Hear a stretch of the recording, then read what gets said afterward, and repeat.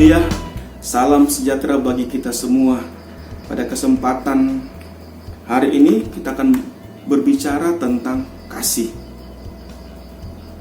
Saya membaca kebenaran firman Allah di dalam 1 Korintus 13 ayat 1 sampai yang ketiga. Sekalipun aku dapat berkata-kata dengan semua bahasa manusia dan bahasa malaikat, tetapi jika aku tidak mempunyai kasih, aku sama dengan gong yang berkumandang dan canang yang gemerincing. Sekalipun aku mempunyai karunia untuk bernubuat dan aku mengetahui segala rahasia dan memiliki seluruh pengetahuan, dan sekalipun aku memiliki iman yang sempurna untuk memindahkan gunung, tetapi jika aku tidak mempunyai kasih, aku sama sekali tidak berguna. Haleluya. Sangat jelas firman Allah di dalam 1 Korintus berbicara tentang kasih. Betapa peranan penting kasih itu di dalam kehidupan kita. Sehingga kita akan belajar bagaimana kasih Allah itu kepada kita. Di dalam Alkitab ada begitu banyak menulis tentang kasih. Dalam bahasa Yunani, kasih itu dibedakan menjadi 4 bagian. Yang pertama, kasih agape atau kasih Allah. Yang kedua, phileo, kasih sesama. Yang ketiga, storge, kasih persaudaraan. Yang keempat, eros, kasih hawa nafsu. Di dalam 1 Korintus 13 ayat yang pertama berbicara atau menceritakan orang yang memiliki kecerdasan intelektual yang sangat tinggi, atau orang-orang hebat, orang-orang cerdas, orang-orang pintar. Di dalam ayat yang kedua berbicara tentang orang yang memiliki bobot rohani yang tinggi. Di ayat yang ketiga, orang yang suka memberi, orang suka berkorban, atau orang yang dermawan. Tetapi firman berkata, semua tidak ada artinya apabila tidak memiliki kasih. Di dalam ayat yang ke-13, mengapa kita harus mengasihi? Karena Yesus lebih dahulu mengasihi kita. Dalam 1 Yohanes 4 ayat 19 sangat jelas, kita mengasihi Tuhan karena Tuhan lebih dahulu mengasihi kita.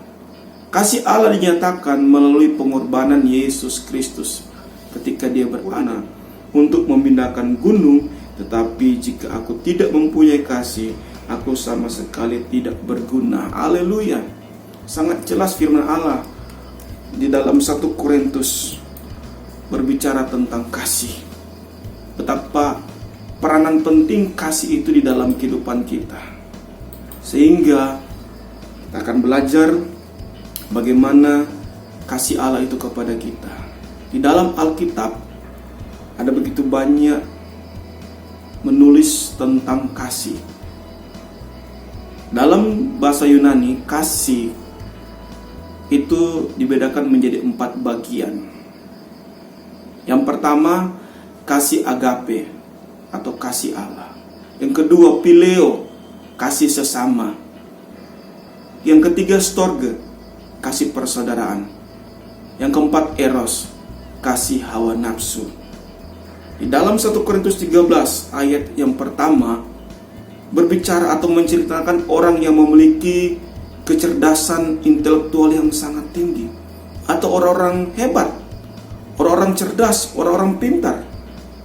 Di dalam ayat yang kedua berbicara tentang orang yang memiliki bobot rohani yang tinggi.